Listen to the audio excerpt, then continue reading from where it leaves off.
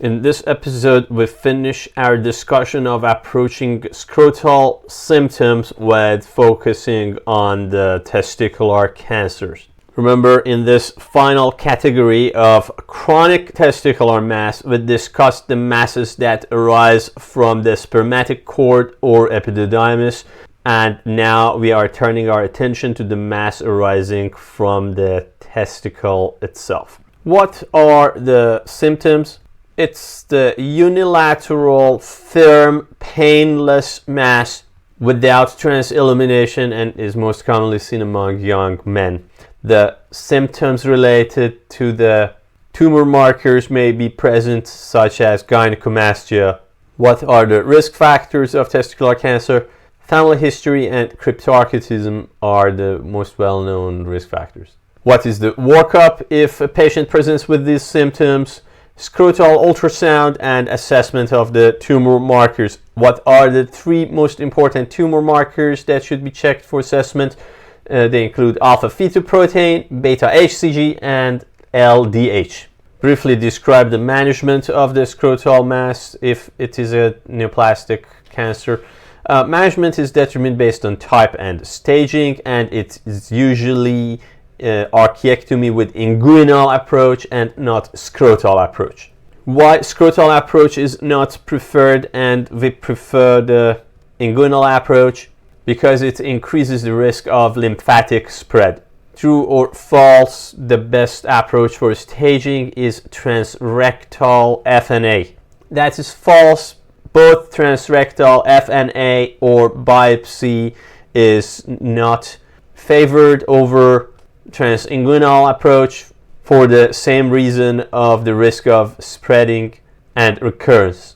Okay, we mentioned the type of the tumor is an important determinant of management. What are the two major categories of scrotal mass due to testicular neoplasm? We are either dealing with germ cell tumor or sex cord stromal tumors.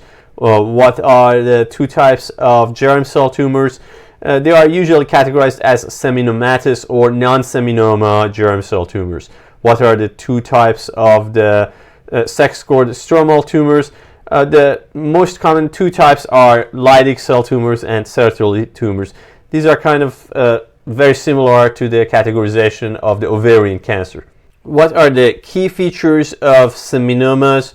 Remember that seminomas have negative beta-HCG and alpha-fetoprotein, and the result of biopsy will show fully differentiated cells, including retained features of spermatogenesis. Do you remember the ovarian cancer equivalent of seminomas? That's dysgerminoma. What is the major difference between them? The difference is ovarian dysgerminomas have positive HCG and LDH as tumor marker. Why do we categorize both of these within the same histologic features? Because of that fried egg appearance, the large nucleus and a watery appearing cytoplasm. What is the prognosis of seminomas? Seminomas are not only the most common type of the malignant testicular cancers, but they have very good prognosis, especially given the fact that they are both chemotherapy and radiation therapy sensitive. Now, we mentioned the treatment approach also depends on the type of the cancer, but also on the staging. How do we approach the staging? For the staging, we perform CT, that's abdominopelvic CT, and then depending on the type that is knowledge derived from the histologic assessment of archiectomy, we determine the best approach. So let us postulate some possible scenarios. One is a seminoma with limited spread or no metastasis. What is the treatment approach? After inguinal archiectomy and CT for staging, given the radiation sensitivity, this patient with local disease only benefits from radiation therapy for treatment of the localized tumor. Now, next scenario is seminoma with metastasis. What's the approach? After staging with CT and defining the type as seminoma by archiectomy and histologic assessment, because this patient has widespread disease or metastatic disease, he needs chemotherapy. True or false? Widespread disease in testicular cancer indicates poor prognosis. Not necessarily. Remember that testicular cancer is one of the few exceptions in which even that metastatic disease responds well to chemotherapy, even if there is that dreaded brain metastasis. Okay, moving on to non-seminomatous germ cell tumors.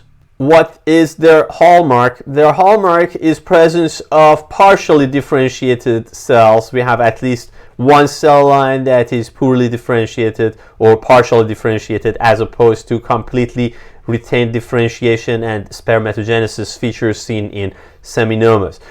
These ones parallel the same types in the ovarian cancers, such as yolk sac tumor, embryonal carcinoma, teratomas, and choriocarcinoma.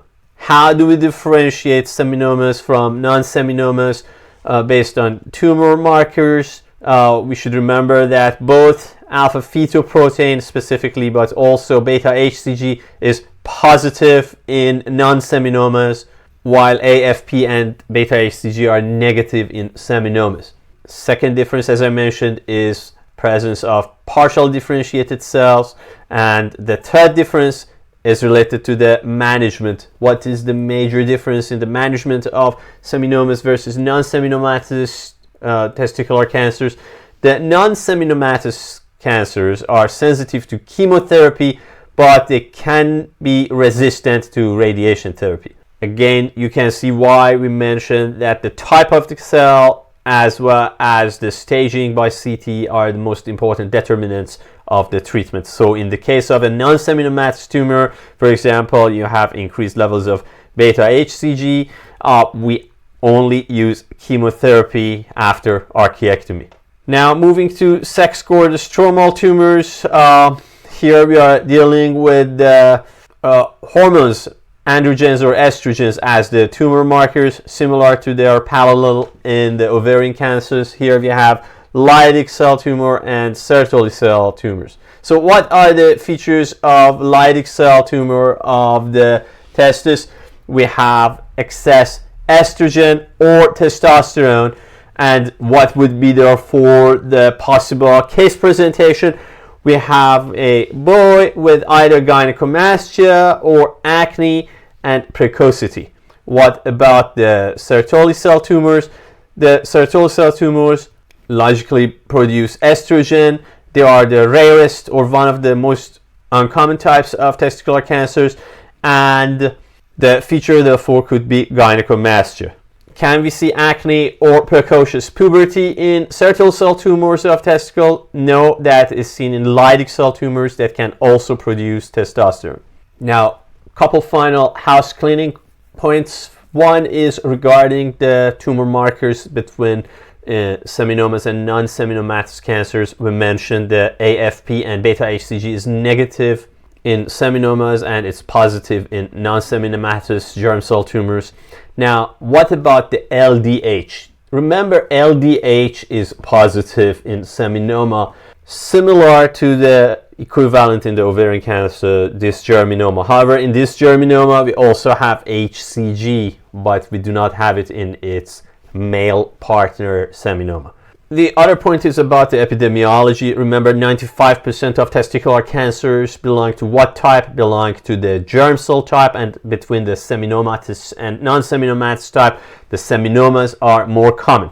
That said, if you are asked what is the most common type of testicular cancers in boys younger than age 3, what's the answer? That is the yolk sac tumor or endodermal sinus tumor. Another addenda is that we mentioned we usually use radiation therapy for localized disease. However, if we have few numbers of localized metastasis, even though the treatment of metastasis in general is chemotherapy, we still use radiation therapy. And the most important example is a couple localized brain metastasis. For their treatment, we can use radiation therapy as well. And final point, comparing the ovarian germ cell tumor with the testicular germ cell tumor.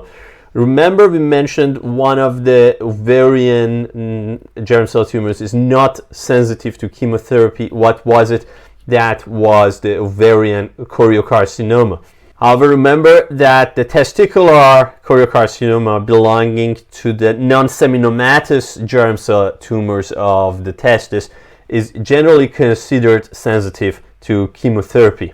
And especially if you are said to have giant cells in your biopsy results of a testicular cancer with elevation of HCG, you may be asked what is the mode of metastasis. Remember, here we are dealing with hematogenous spread because we are dealing with elevation of HCG and giant cell, indicating presence of syncytial trophoblast in a testicular choriocarcinoma.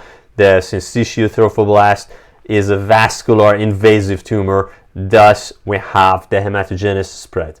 This is as opposed to the initial point we mentioned that we avoid the scrotal incision because of the lymphatic spread. I wanted you to know that hematogenous spread is also possible in certain types of testicular cancer, especially choriocarcinoma. Well, this diagram finishes our discussion of the testicular cancer and the overall discussion of scrotal symptoms. Thanks.